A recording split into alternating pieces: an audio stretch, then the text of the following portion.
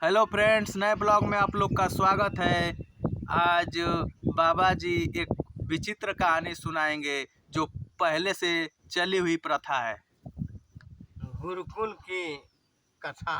गुरुकुल की कथा। आज लाठी वाले बाबा पुरानी चीज को समाज के सामने ला रहे हैं। बहुत पहले की बात है। आज कल की तरह न कॉपी किताब की व्यवस्था थी, न वैसे अध्यापक थे। बड़े बड़े ऋषि महर्षि जंगलों में तपस्या करते थे और बच्चों को पढ़ाते थे। उस विद्यालय का नाम था गुरुकुल। माना गया था उस समय कि एक बच्चे की उम्र 100 बरस होती है। बच्चा हो गुरुकुल में जाता था, 25 बरस विद्या अध्ययन करता था। 25 बरस के बाद, जिसको हम ब्रह्मचर्य आश्रम कहते हैं, दूसरा गृहस्थ आश्रम, 25 बरस के बाद बच्चा आता था तो वो गृहस्थी में रहता था, गृहस्थ का कार्य करता था। तीसरा है वानप्रस्थ। जब 50 से आगे उम्र हो जाती थी तो खेती गृहस्थी के साथ साथ अपना परिवार के देखभाल के साथ साथ उनका कुछ मन जो है संसार से विरक्त रहता था। और चौथा समय आता था संन्यास, जिसमें राजा महाराजा सभी के सभी लोग, ऋषि महर्षि जो भी थे, सब घर द्वार छोड़ करके और जाकर संन्यास ग्रहण करते थे।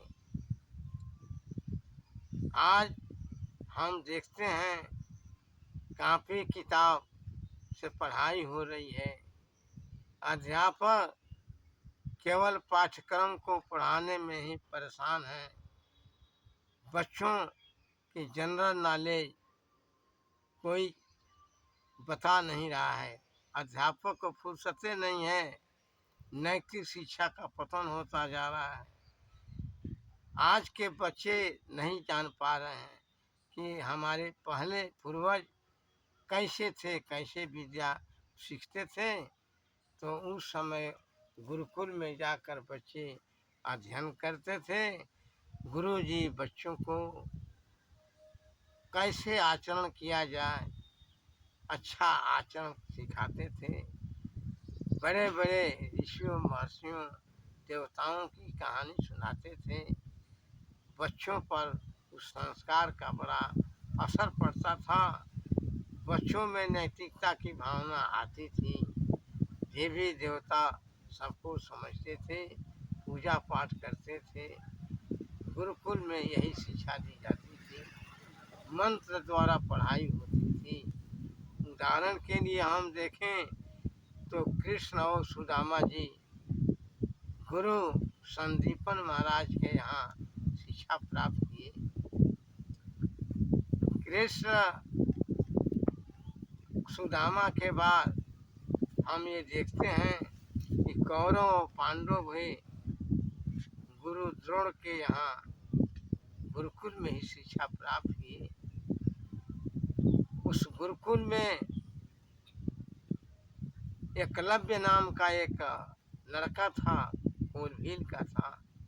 जब वो पढ़ने के लिए गया तो द्रोण ने कहा कि यहाँ पर जो है बड़े बड़े घरे घरानों के बच्चे शिक्षा ग्रहण करते हैं, तुमको मैं नहीं पढ़ाऊंगा, शिक्षा नहीं दूंगा। एकलव्य को श्रद्धा हुई।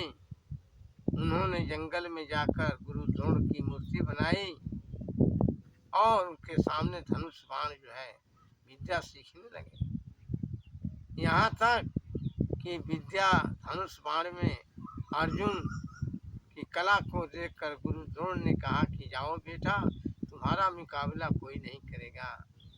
लेकिन एक दिन की बात है कि पांडवों का कुत्ता धीरे धीरे गया और उस स्थान पर पहुंचा जहाँ एकलव्य जो है द्रोण की मूर्ति के सामने बाण चला रहा है।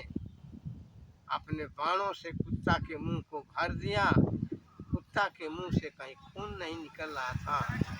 कुत्ता दौड़ा हुआ गया।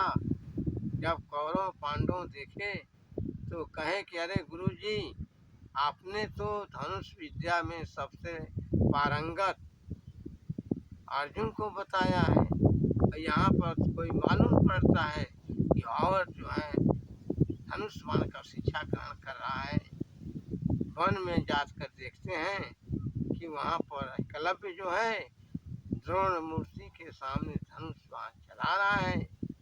जब द्रोण गए पांडवों कौरवों के साथ, पूछे कि अरे भाई ये कहाँ से सीखे हो, किसकी मूर्ति है? तो गुरु एकलव्य ने बताया कि ये आपकी मूर्ति है। मैं आपके यहाँ गया था, आपने मुझे धिक्कारा, कहा कि मैं छोटे कुल के बच्चों को मैं नहीं पढ़ाता हूँ। मैं चला आया और आपकी मूर्ति बनाया। आपकी कृपा से मैं धनुष बाण में पारंगत हो गया हूँ। आजकल ये हाल है कि गुरु वास्तव में गुरु होता है, लेकिन वहाँ पर गुरु द्रोण जो है वो दुष्ट गुरु हो गए। कारण एक दिन भी एकलव्य को नहीं पढ़ाए और एकलव्य से गुरु दक्षिणा मांगे। गुरु दक्षिणा में दाहिने हाथ का अंगूठा मांगे, इसलिए ये अंगूठा रहेगा न ये धनुष बाण चलाएगा। एकलव्य जो है दान में दक्षिणा में गुरु द्रोण को अपना दाहिना अंगूठा काट करके दे दिया।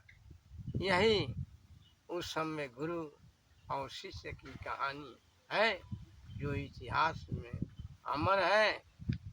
तो कहने का मतलब ये है कि आजकल के भी अध्यापक और अध्यापिका बच्चों पर नैतिक शिक्षा पर दबाव दें, नैतिक शिक्षा को समझाएं, पढ़ाएं, बच्चों को आचरण सिखाएं, ताकि भविष्य में आगे बच्चे जा कर के और देवी देवताओं की पूजा करें, उनका संस्कार बढ़िया हो, माँ बाप की सेवा करें, ताकि गुरुकुल की विद्या का हमेशा ध्यान रहे, उसका नाम लोग लेते रहें।